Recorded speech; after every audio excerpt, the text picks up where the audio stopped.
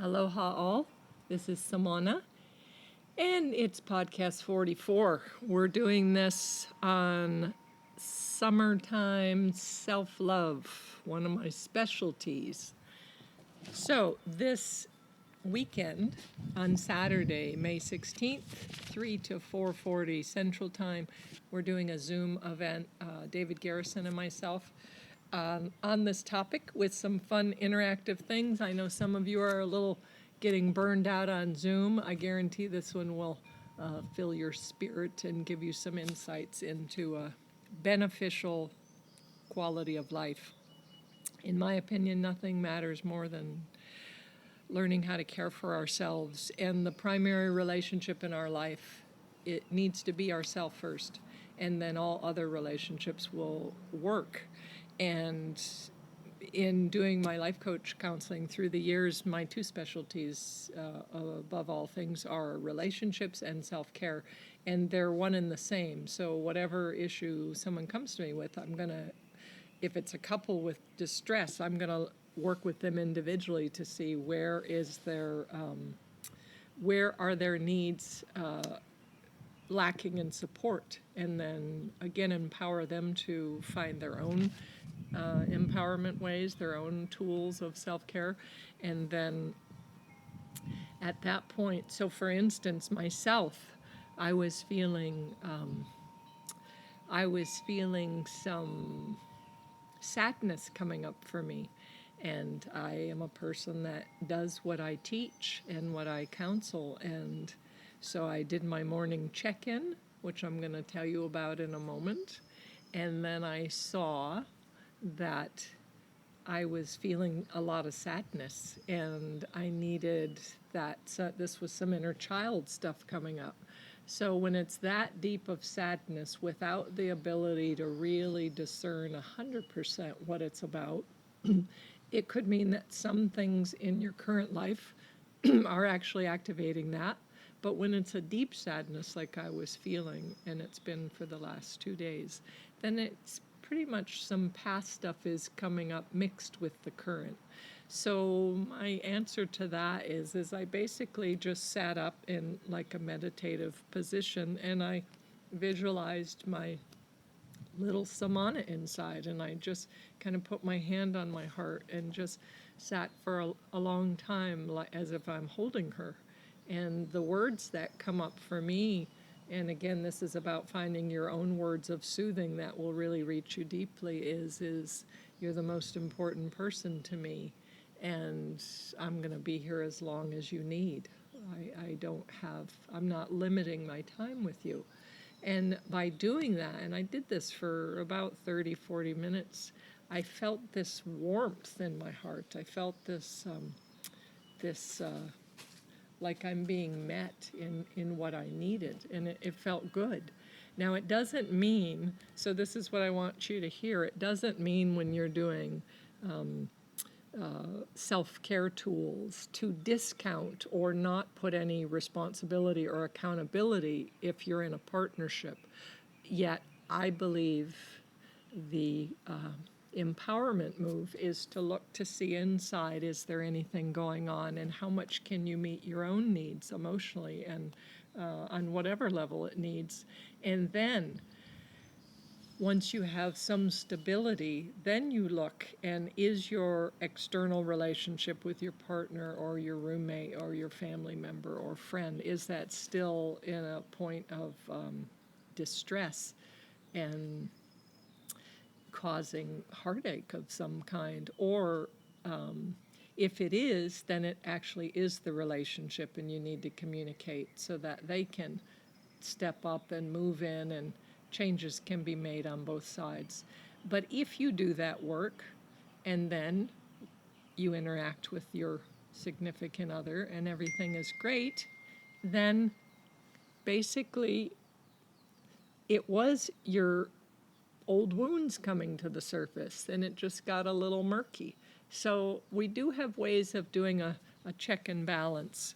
So one of the things I've talked about in relationships is to do, for couples to do a daily check-in and then a weekly check-in. But now this is all focused on self-love. So we're gonna do a daily check-in with ourselves. And I do it in 3 steps. So I get up, I pee in the morning, that's my thing. And then when I'm back to bed, I sit there and I think of single feeling words. I want to like name and label where I'm at. And so today it was sadness, and it was more sadness. That was the only thing coming up. And yesterday, when I did this, it was irritation and fogginess. Like there was a little confusion. I wasn't feeling clear. Then step 2 is to rate your intensity of stress from 0 to 10. Now, yesterday when I checked in, my stress level was a 2. And I'm like, what do I have to complain about? Like, oh my God, are there many people on the planet right now that's blessed to only have a 2 on their stress level? So I was noticing, okay, I'm pretty fortunate. And I put some gratitude in there. But today when I did that, my stress level was like a 5 to 6. Like there was some stuff to do. So step 3, being the most significant part here, is our action step. So this is, depending on how I rated my stress level from 0 to 10 from step 2, I'm going to then see what steps could I take in little ways or grand ways where I feel empowered and in charge. What steps can I take towards soothing or attending to or meeting the action of the feeling words that I came up with? Or like for instance, yesterday when I was frustrated. So frustrated is basically a locked energy. I felt blocked, so I knew I needed to put it places. So I meditated to make sure I wasn't screwing myself with my thoughts. So that mind games we play. Then I journaled 4 times yesterday throughout the day. I just kept adding to the same day of journaling, just to, again, download my emotions, censor free, just go for it, whatever I want to say. All bets are off. And then I had to work out, and I was doing jump squats and movement and all sorts of things and trying to move my energy. And then I finally went for a walk with a friend, did a labyrinth, and just shared afterwards, and just that reflection. So that was a variety of self-care tools right there. So everything I knew, but I needed to do all of them. And then I did that little check-in with her afterwards, because she was challenged before we met, and 2.5 hours later, in a nice contemplative labyrinth walk, and then sharing without fixing, just sharing with each other and listening to each other. I mean, I felt this movement, and energy was moving. So there was clarity for me. It wasn't stuck anymore. It wasn't angry or frustrated. It's like, okay, there's clarity. Now, the following day, being today, that clarity comes with, okay, this is acceptance of how things are. There are some things that I can't change and some things that I can. So now I'm checking in to see what is within my own scope to change, that I can meet my own needs. And then if it has to do with someone else, again, sharing that in a clear way. And if that's not where they're at, then have the courage to meet your own needs. And aloneness is a more noble feeling, that feeling of aloneness, than to sell out, to not listen to your own needs, to not fulfill what is really happening inside. So now let's looking at, we were talking about some things with inner child. So, and I gave a reference. When you know that it's inner child stuff, that's your emotional body. So if your emotions are kind of like up and down or erratic, or it sounds like you're having a tantrum sometimes, or it comes out of nowhere, then often we need to check in with ourselves to see what needs are not being met. how am I not seeing myself or hearing myself or being there for myself? And we have to go in there. So I have found through the years in counseling, one of the most challenging questions for many people is, what are your core needs? Now, when we're talking about core needs, those are like basic. These are things that all human beings need. We need safety. We need a place to live. We need food. Now that's your basic, but then we get into core needs being, I need to feel valuable. I need to have a sense of purpose. I need to have a sense of connection, that I matter to someone, that someone matters to me, a sense of community or family, regardless if it's connection with a pet or with the whole community or with the world. But those are core needs that really affect us on a deep level. And we often don't want to look beneath the carpet to see what's going on there, but yet we're habitually angry or frustrated or sad or shut down or lazy, or something is happening because we're not checking in with ourselves to see, wait a minute, this core need is not being met. I don't feel valuable. And then if I notice, wait, value, the sense of feeling that I matter, so then I need to see, what am I doing to put myself out there? What gifts am I bringing out of myself to share with the world, either through writing or painting or dancing or singing or poetry or communicating or my podcasts, or however I want to do that, like fixing something, making something, cooking a meal, sewing, like there's a million things out there.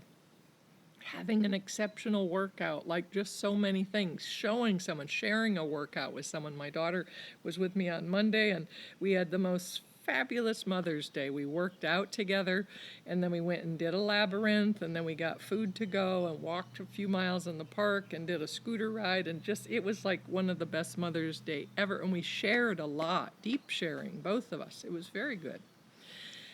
So, we all need a person for reflection. I've talked about having that mirror in your life. And sometimes, I mean, I've known couples that they're so kind of interwoven and codependent that that's their main reflection, their main mirror to look in. And it often isn't a full spectrum. It's not the full scope because it's only one mirror you're looking in. It is healthy for us to have several people that we are connected to and trust and care about and respect their views, that we share what's happening in a vulnerable way. And then they kind of, you say, what did you hear me say? They give you feedback, and that becomes, that in itself is a self-care tool, is that I'm getting reflection right now. Can you just hear me? I need a sounding board. Or what did you hear me say? That's another way to ask it when you're talking to a friend. And if you have that person that right away wants to fix you, you can say to them, you could help to teach them what you need. Can I just talk and you don't interrupt me? And then at the end, if you want to ask me a question, you can, but I don't need it to be fixed. Like, say exactly what you need. And that will really help them, help you, and everybody's growing. So, back to what are my core needs. Now, if you don't know that core need, if you don't know what your core needs are, then there's no possibility of you having a successful relationship with a significant other, or in friendship or family, or with yourself, because no one can read your mind. And if you don't know what you want, how will they know what you want? How will the person in front of you know what you want? Because the way we treat ourselves is the way others treat us. Regardless if it's conscious or not, it's that law of attraction. So if I find it acceptable behavior for me to not check in too often with myself and just go on and do my superficial life until I wake up and say, wait a minute, I'm so unhappy. What happened? Then others will relate to me superficially, and it will just continue without intention, without planning or dreams or any of that. So look to see how you're treating yourself and don't put it on other people, because you're saying, these are the standards. This is what I'm allowing. So if someone's not respecting me, look to see if you're not respecting yourself first. And then if you are respecting yourself, then look to see, what are you selling out for? What are you not owning your needs for, that you would allow someone to disrespect you or not help fulfill your needs, not help meet you with what you need? So again, I hope you're hearing me say that we're responsible to meet our needs first. And then once we know we're doing that regularly, daily, consistently on so many different levels, then we can present to our partner, to our friend, to whoever, whatever relationship is not working out so well, and say, this is what I'm finding I need. Could we try this? How do you feel about this? So when we're looking inside and we do our morning check-in of our single feeling words, let's say that in the morning we find that it's frustration or anger or something. So one of the things that we could do right off is a point of action. So if any of you have heard the term anger is action. So anger often is heated and it's potent and it could be explosive and toxic. It could be blocked and cause physical illness, or it could just be blasting everyone around it. But if we could consciously notice, I'm frustrated, or I feel blocked, or there's a lot of energy and I just don't know what to do with it, then that's called redirecting. So we're going to redirect that either through movement, through exercise, through creativity, through crafts, through something. But I know that I have some juice, so I'm going to go clean my house. I'm going to go do a double workout. I'm going to go run until I can't run anymore. I'm going to do jump squats until I can't. I'm going to do planks for a minute and a half, like 3 in a row. I'm going to do whatever it takes, that breath and that physical movement is circulating, is flowing. So now, if I check in the morning and some of my feeling words are, I'm feeling confused or afraid or depressed or sad, now that is a different energy that we bring to ourselves. That is where there needs to be an allowance to just be, to not push it, not fix it, just be and hold yourself. Like I said this morning, I did that. I just visualized the little samana and I just held myself for as long as it takes, and think of what are those positive affirmations, what are those soothing words to your soul that meet you in your bone marrow. What is it? Now in the Buddhist terms they talk about loving kindness, and that's where we're bringing that loving kindness to ourselves and to others. But if we don't know it for ourselves, we won't be able to offer that to others. So in this sense of meeting or attending to our fear and sadness is just that being patient, that as long as is needed. I'm just going to accept this. I'm going to accept that it's going to be, we're not going to accomplish a lot today, and that's fine. We're just going to be. I'm going to watch my birds outside. I'm going to pet my dogs. I'll go for a nice walk in the park and just allow this fragility to happen. So at that point, learning those two, those are probably the major energies. One is like heated and angry and has potency, and we're going to redirect that. And the other one, we're going to learn to be patient and accept it. So as we're learning these tools and skills of self-care, as I said, we will be so much better to help others. So now, when we begin a plan of action, so destructive behavior comes from boredom, frustration, perhaps not getting the right attention you need, and you're using your energy to start fights or to self-destruct. So bringing awareness to this initial agitation takes skill, noting, I have a lot of extra energy that needs to be focused before I get into trouble. By knowing that about yourself, there brings a peace and an acceptance to it, instead of, why are you doing that again, Samana? Instead of right away judging yourself and damning yourself, and it's wrong and you shouldn't be angry, but you are. So when I say, that part of me is up again, that one that wants to stir the pot, it means I need something. I need some kind of attention, or I need something to change. And I've learned to see that instead of blasting someone in front of me or right away pulling the rug out from a situation that might be salvageable. So learn who you are. Be kind about it, as if you're responsible for babysitting that child that I know what happens when she gets a little grumpy. I know what's going on. So let's go for a run, or let's play a game. Let's sit and focus on a puzzle. How about that? After we run around the yard, something like that. Okay, now, excess alcohol I always got to bring this up because in these quarantine times, a lot of people are doing excess food, alcohol, all of that. But let's look at the alcohol. So when people are using excess alcohol, often the aggression comes out with either sexually, that ability to conquer or overpower someone, or unkind behavior. So usually it's a selfing energy where you're just thinking, you're not considering other people's feelings. It's just, I needed to blow off some steam, so I got drunk. Like, I know a lot of people that use this as an excuse. Oh yeah, I'm just frustrated and stuff, I just need to get drunk. And they think that that's okay.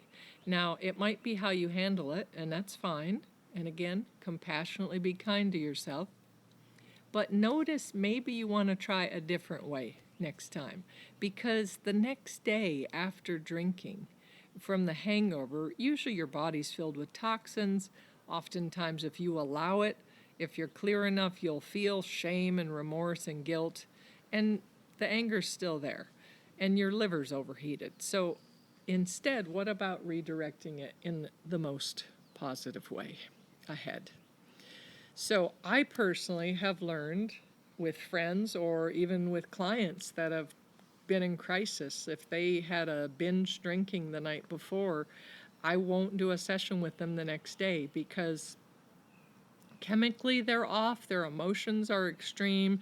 All they want to do is, like, they're trying to make amends, but they can't. So I tell them to wait a day after. So this could be, again, with counseling or with a friend or anyone. I won't talk to a person the day after they've been drinking alcohol excessively, because they're not in a right frame of mind or heart or body.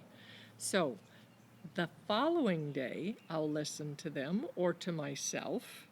So don't act on any impulses if this is you doing this the next day, because it's usually going to be extreme and not balanced. But you can journal, you could write everything down. That's probably the least invasive, the least potential for disastrous way to handle it. And then that second day, call up a friend. Can we talk? Can we go for a walk? Have a counseling session. I'm doing sessions. Call me, Samana, 808-283-7587. I'm doing lots of good work. I'd love to work with you on a Zoom call. Anyways, okay, let's get back to this. So now we're going to look at some self-care routines and questions that you can ask yourself. A lot of some of these things we're going to do in our Zoom thing this weekend, but I'm doing this a little more extensively, so I'm actually referring everyone to listen to this first. Okay, so what are some tools, self-care tools you've used that have been effective in the past? Write that down. Second question, which ones do you use regularly, and in what frequency do you use them? 3, how do you tend to feel before you do your routine? Like, for instance, if you work out, if you journal, if you meditate, if you do a craft, if you do yoga, whatever. tune into your body and ask those, what are those feeling words? What's my stress level? What's happening? Check in with yourself. So how do you feel before the routine? Whenever I'd take my daughter to the gym in the day that she felt like she was being abducted and was very resistant to it, I would always have her tune in and notice how she's feeling. And then question 4, how do you tend to feel after your routine? If you take a moment as you're walking out of the gym, or as you're done with your hour-and-a-half yoga class, or if you are, whatever you did, had a great journaling session or writing session or a great tennis game or something, and then you check in, instead of just, this was the score, this is what we did, this is what I feel, I just want you to check in to notice, my body feels at ease. There's a little settledness, like it's not exhaustion, it's just like I feel like I used my body in a good way. This feels good. When you can note that consciously, it will cause you to do it more often. It's when we don't notice what it did for us, the benefits of it, that it's a struggle to gain a pattern, to create a more systematic sequence. Okay, number 5, what have you found is the optimal days and times for you to do a routine that has really benefited you? Like, for instance, I tell people, minimum 3 times a week, for a minimum of 20 minutes a day for exercise. For journaling, I think it should be done daily, if not 5 times a week, for 10 minutes. Like, there are certain things like that. But what have you found? Like, because I know some people that when they get into workout routine or meditation or something, like they do it every single day, and then when they get to about the 3rd week, they have a blowout and they just can't do it. Like, their system says this is way too much. So what is something that would work for you? Number 6, what commitment to the days and times are you willing to try for the next 30 days? And I always say 30 days for a commitment, because of that cellular memory. It takes 28 to 30 days to change from the initial mother cell to it where it recycles and sheds off. So we want to reprogram the cellular memory so that the body's like, that's why it takes 30 days to break a pattern, 30 days to start something new. So to commit to something for 30 days. Number 7, as a child, what were some activities you did that brought you happiness, joy, peace, feeling loved and connected? That is a great one to answer. So, I find that categories of self-care, I have 8 of them. So, and some people are stronger in some categories and totally absent in others. So, these are the categories. Spiritually, sensory. So sensory is about texture and tastes and incense and soft sheets and all of those things. Socially, so that's making sure I have connection, making sure I'm relating, getting a variety of reflections and mirrors to talk to, not just isolating. Physically, and that has to do with diet, with health, with supplements, with exercise. Mentally, making sure my mind is clear, my mind is agile, is flexible, is adaptable, is curious. Pleasure, one of my favorite categories. This doesn't just mean sex. This can mean, but that is included in there, is something that is for no purpose. So this could be playing, this could be laughing, giggling, doing something joyously, just pleasurable. Taking a nap could be pleasurable for someone. Allowing yourself to take a nap without all that like judgment, that you lazy bum you. Emotionally is another category, making sure my heart is feeling satiated and loved and valued. And the last one, inner child attention. That's a whole nother thing. Listen to my other podcasts on inner child work, and if you need to do work, I'm actually working with quite a few people in this trying time of this pandemic. Like, it's bringing up inner child stuff. because until we heal the trauma of our past, we cannot be fully present and conscious to attend to our current situation.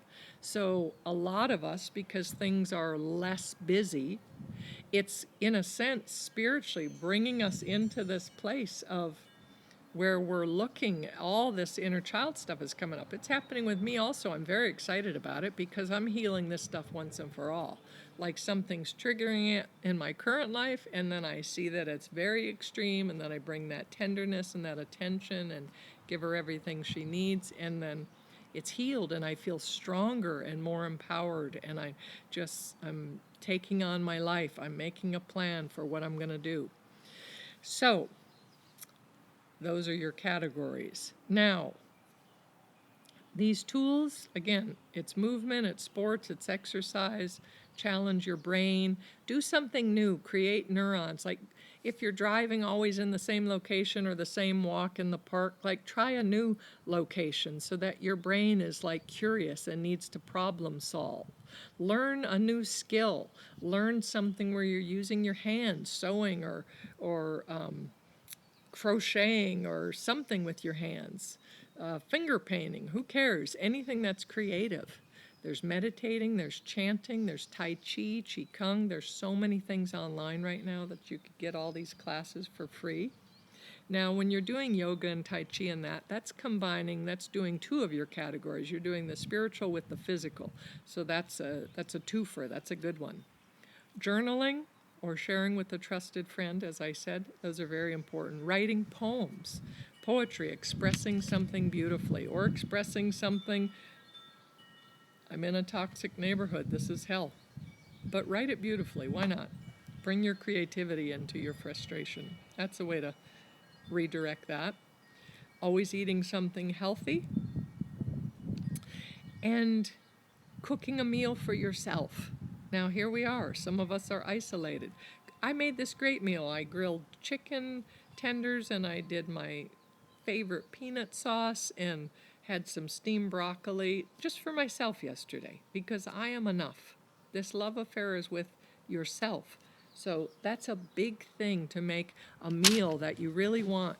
Like if you're waking up and you're feeling like I'm lonely or something, then what's the way you'd love to spend the day? Like if you had the partner of your dreams, what do you wish they would do for you?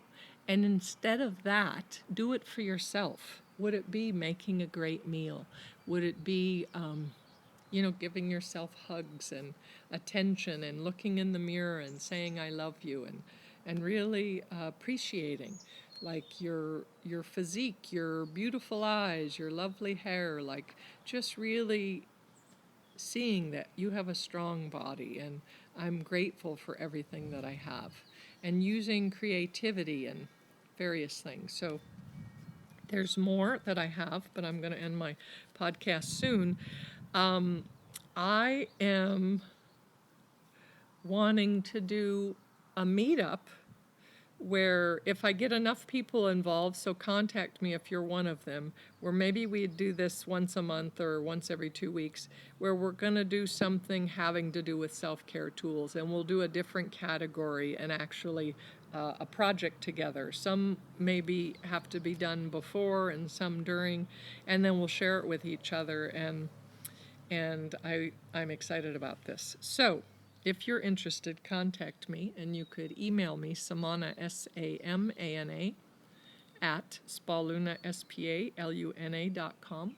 And you already have my phone number, so if anyone needs a counseling session or wants to be part of that little Zoom meeting, that would be great. And if you're interested in the one on Saturday, May 16th, sign up through Be a Relationship Architect, our Facebook, and get a link from David. And again, it's a donation up to $10, or you could do free if you don't have the money. We just want you to participate and learn some ways to have a great life. And continue looking, being curious, searching for insights, blessings. May you and your family be healthy and strong and wise. Aloha.